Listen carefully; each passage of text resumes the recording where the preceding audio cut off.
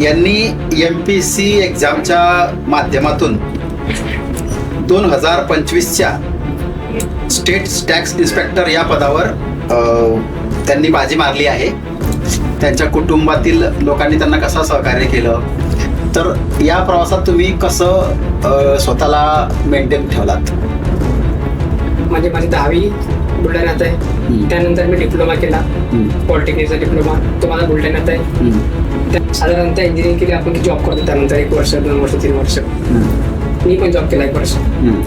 मग मला माहिती मिळाली की MPSCचा अभ्यास करता येतो 22, 23 आणि 24. ओके. असा साधारणतः मला 5.5 वर्ष अभ्यास करावा लागला. त्यानंतर मला ही आता 25 मध्ये ही पोस्ट मिळाली. या पर्यंतचा जो प्रवास होता, तर या प्रवासामध्ये मग तुमच्या कुटुंबामध्ये असं कधी वाटलं का की बाबा आता इंजिनिअरिंग करतोय, चांगला जॉब पण आहे, तर मग कशाला हे वेगळं अजून काय करायचं? तर मग इंजिनिअरिंग पूर्ण केली त्यावेळेस मी इंजिनिअरिंग कॉलेजचा टॉपर होतो, माझ्या कॉलेजचा टॉपर होतो मी. अरे वा. मी कुठेही जॉब केला असता तरी मला खूप चांगलं पेमेंट मिळालं असतं. येस. पण मी चांगला मार्ग सोडून हा मार्ग निवडला. नमस्कार, मी कल्याण मित्र भगवान उर्फ Ashish Shantaram Katkar, mindfulness coach, aura analyst आणि अग्निहोत्र प्रशिक्षक. आज अद्वैत माइंडवेल्थ अकॅडमीच्या या सेशनमध्ये आपल्यासोबत जे पाहुणे जोडले गेले आहेत त्यांचं नाव आहे सागर सुभाष म्हैसागर. यांनी MPSC एक्झामच्या माध्यमातून 2025च्या स्टेट टॅक्स इन्स्पेक्टर या पदावर त्यांनी बाजी मारली आहे. तर आज आपल्यासोबत आहेत सागर सुभाष म्हैसागर.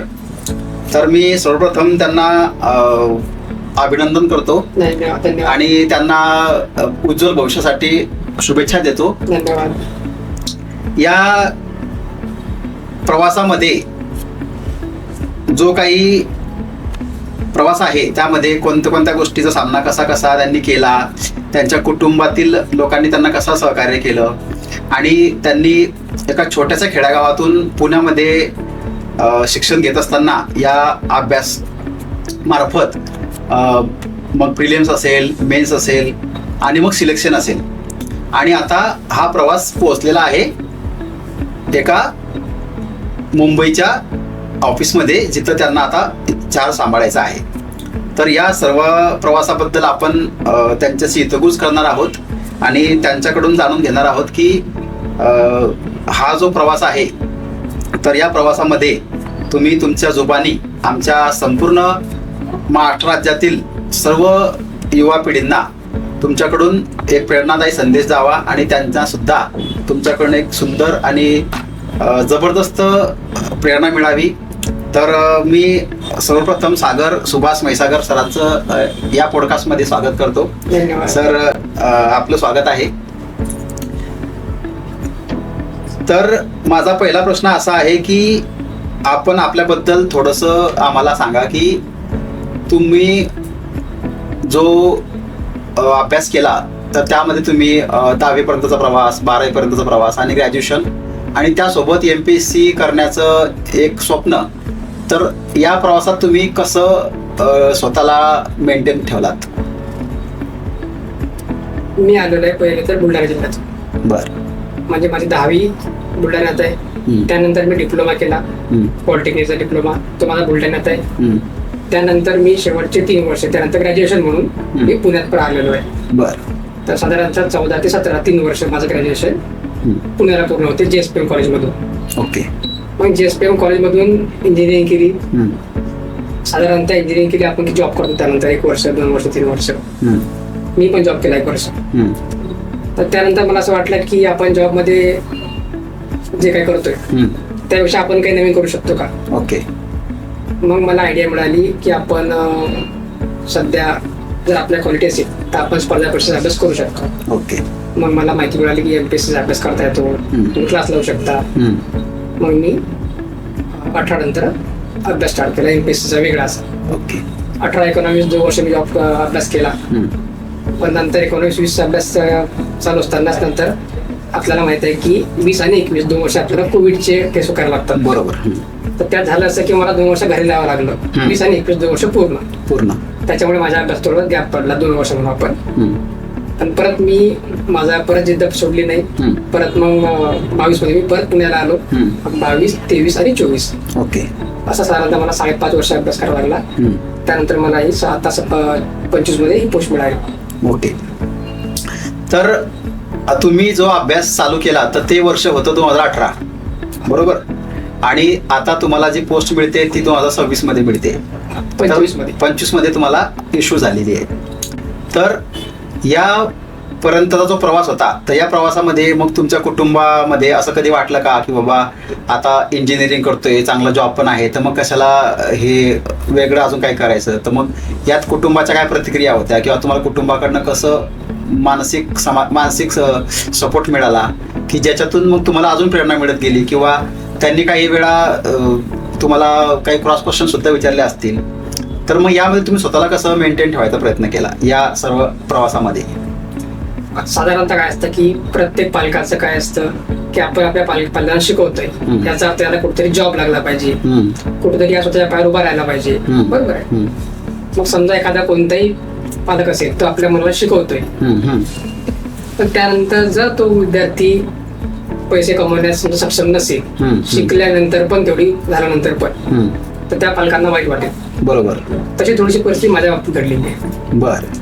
कारण की मला इंजिनिअरिंग पूर्ण केली त्यावेळेस मी इंजिनिअरिंग कॉलेजचा टॉपर होतो, माझ्या कॉलेजचा टॉपर होतो. अरे वा. मी कुठेही जॉब केला असता तरी मला खूप चांगलं पेमेंट मिळालं असतं. येस. कारण मी चांगला मार्ग सोडून हा मार्ग निवडला. बर. मग सुरुवातीला मला 2-3 वर्ष पैसा आला त्याच्यामध्ये, 18-19 मध्ये वगैरे. तर घरच्यांना वाटलं की आपल्या मुलांना खरंच चुकीचा मार्ग निवडला का. कारण आई वडील आपल्या ग्रामीण भागात राहणारे, त्यांना माहिती नाही की खरं स्पर्धा किती लेवलची आहे. त्यांना ऍक्च्युअल माहित नाही की स्पर्धा किती लेवलची आहे. इथं प्रत्येक कॉलेजचे टॉपर लोक अभ्यास करायला येतात, बरोबर, चांगला जॉब सोडून येतात. साधारणतः स्पर्धा परीक्षा पास होणारे मुलं एक तर गरीबाचे पण असतात, श्रीमंत पण असतात, तो विषय नाही. परंतु पॅशन महत्वाचा आहे. पॅशन महत्वाचा आहे. मग एखाद्या सुद्धा विद्यार्थी पास होत नाही, त्या पालकांना नाराजी वाटत नाही, पास होत नाही, फेल्युअर येते, तर मग टेन्शन येणारच आहे. डगमगतातच थोडा वेळ. पण माझ्या बाबतीत माझ्या आई वडिलांनी मला आतापर्यंत शेवटपर्यंत पूर्ण सपोर्ट केलेला आहे. की जर होत नाही तर पुन्हा प्रयत्न कर, आज तू 2 मार्क तुला कमी पडते, उद्या तू नक्की सक्सेस होशील. बस तो आई वडिलांचा सपोर्ट आणि मी आज आहे. तर यावरून एकच लक्षात येते की सागर जे आपल्याशी चर्चा करतायत तर त्यातून एकच लक्षात येते की या प्रवासामध्ये त्यांच्या आई वडिलांचं फार मोठं योगदान आहे.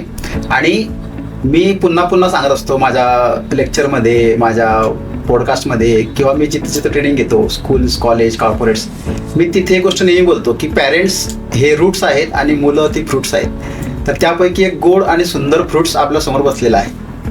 तर माझं या तमाम भारतीय पालकांना एकच सांगणं आहे की तुम्ही जर त्या क्षमतेने तुमच्या मुलाचं संगोपन करताय, त्याला तशा प्रकारचं स्वतंत्रता देताय, किंवा त्याला तुम्ही त्यासाठी पूर्ण गोष्टीसाठी तयार करताय, तर एक दिवस भलेही त्यात फेल्युअर असेल, अप अँड डाऊन्स असेल, पण एक दिवस तुमचा मुलगा किंवा तुमची मुलगी, जसं आज सागर दादा माझ्यासमोर बसलेला आहे, अगदी त्याचप्रमाणे हा मान तुम्हाला सुद्धा मिळणं शक्य आहे. आज सागर दादाची जी पोस्ट आहे ती स्टेट टॅक्स इन्स्पेक्टर म्हणून आहे. तर ही क्लास 2 ची पोस्ट जरी असली तरी आता एक उमेद पुन्हा उत्पन्न झालेली आहे की या क्लास 2च्या पोस्टला क्लास 1 पर्यंत कसं न्यायचं. कारण की अभी तो पिक्चर शुरू हुआ है और अभी रुकना नहीं, आगे बढ़ना है. तर पुन्हा मी सागरकडे वळतोय. तर या प्रवासामध्ये मग तुम्हाला घर सोडून राहावं लागलं. मग तिथे त्यामध्ये कोविडचा एक भयंकर बॅड पॅच, तिथून परत बाउन्स बॅक करणे, घरची परिस्थिती जेमतेम. तर मग या प्रवासामध्ये मित्र किंवा इतरही काही लोकांनी तुम्हाला सहकार्य केलं असेलच कदाचित. तर त्या मित्रांसोबत तुम्ही जेव्हा राहत होतात किंवा तुम्हाला जेव्हा ते फेल्युअर येत होतं, तर तेव्हा तुम्हाला काही त्याच्यात असे अनुभव आले का की आपण कुठंतरी डगमगतोय किंवा पुन्हा नवीन मार्ग शोधायला पाहिजे किंवा काय, असं काही तुमच्या बाबतीत झालं का? कारण या गोष्टीचं जे प्रमाण आहे ते खूप लोकांमध्ये घडताना आपण पाहिलेलं आहे. काही लोक ट्रॅक पण चेंज करतात आणि असे असंख्य एक्झाम्पल पुण्यामध्ये आहेत. कारण की आता पुण्यात 4 लाख लोक MPSC UPSC करतायत आणि त्यामध्ये एखादा हिरा सागर सारखा जेव्हा बाहेर येतो तर ही खरंच कौतुकास्पद गोष्ट आहे. कारण हे म्हणजे म्हणतात ना की पूर्वजन्माचीच पुण्य आहे. परंतु कर्म म्हणतात ना की संकल्प निश्चयती भाग्यम, तसं संकल्प नीटजूड असेल तर मग ते MPSC काय UPSC काय NDA काय डझंट मॅटर. पण पुन्हा तेच की कर्म, तर तुम्ही ज्याप्रमाणे कर्म करत होतात किंवा ज्याप्रमाणे पेशन्स ठेवत होतात, तर या मार्गामध्ये मग तुम्हाला काही लोकांचं मार्गदर्शन मिळालं, काही लोकांनी तुम्हाला सहकार्य केलं, तर मग तिथला एखादा अनुभव तुम्ही आम्हाला सांगा. प्रत्येक समजा कोणताही विद्यार्थी असो, स्पर्धा परीक्षा अभ्यास करणारा किंवा मग कोणत्याही क्षेत्रातला, तर त्याला मिळालेलं यश हे त्याचं एकट्याला कधीच नसतं. हे खरी गोष्ट आहे. मग त्याचे आई वडील असतील, त्याचे मित्र असतील, ठीक, त्याच्या अभ्यासिकेतले सहकारी असतील, प्रत्येक जणाचा कुठेतरी वाटा असतो. बरोबर. तसं माझ्या बाबतीत आहे. बरं. कारण की मी 18ला पास आउट होतोय आणि आता 18ला अभ्यास स्टार्ट करतोय आणि आता 25ला पास होतोय. तर हा साधारणतः 6 वर्षाचा प्रवास आहे माझा. हो. या 6 वर्षाच्या प्रवासात माझे मित्र पण कुठेतरी लागले असतील, ते कुठेतरी सेट झाले असतील, तर मला एक साहजिक आहे, मला एक प्रेस येणार आहे. पण त्या प्रवासात माझ्या मित्रांनी मला दिलेली साथ हे त्यांचा वाटा. दुसरी गोष्ट, ज्यावेळेस माझ्या मनाची मानसिकता खराब होते की आपण करतोय आम्हाला चुकीचं आहे का, किंवा आपण चांगली फील्ड सोडून हे फील्ड निवडली, खरंच चुकीचं आहे का, तर अशा वेळेस आपल्या आई वडिलांनी दिलेली साथ की नाही तू करतोय तर आम्ही तुझ्या मागे उभं राहतोय. तर प्रत्येकाचा वाटा असतो आपल्या आयुष्यामध्ये. बरं. तर तात्पर्य सांगायचं काय की बाबा तुम्हाला सर्व मित्र परिवार असतील, घरातले कुटुंबातील मंडळी असेल, तर यांनी खूप चांगलं सहकार्य केलं आणि तुम्ही तुमचं जे काही फॅशन आहे ते तुम्ही रुजू केलं. तर आता आपण अंतिम टप्प्यामध्ये येतोय. तर या 6 वर्षामध्ये जे अप अँड डाऊन्स किंवा फेल्युअर हे कुटुंबाने पण पाहिलं परत, तर या 6 वर्षाच्या प्रवासामध्ये कोणताही क्लास नाही, पुण्यासारख्या सिटीमध्ये राहणं, अतिशय महागडं शहर, त्यामध्ये कोविडचं भयंकर मोठं महासंकट, हा 6 वर्षाचा कालावधी आणि यामध्ये सारखे येणारे अप अँड डाऊन्स, यामध्ये तुम्ही तुमची मानसिकता, तुमचं विजन कधीही टगमगू दिलं नाही, हे खरंच कौतुकास्पद गोष्ट आहे. तसंच आईवडिलांचं खंबीर सहकार्य, मित्रांनी दिलेली साथ आणि कोणताही क्लास न लावता तुम्ही जे यश मिळवलं, याला खरंच म्हणजे याचं वर्णन शब्दात करणं आता तरी शक्य नाही.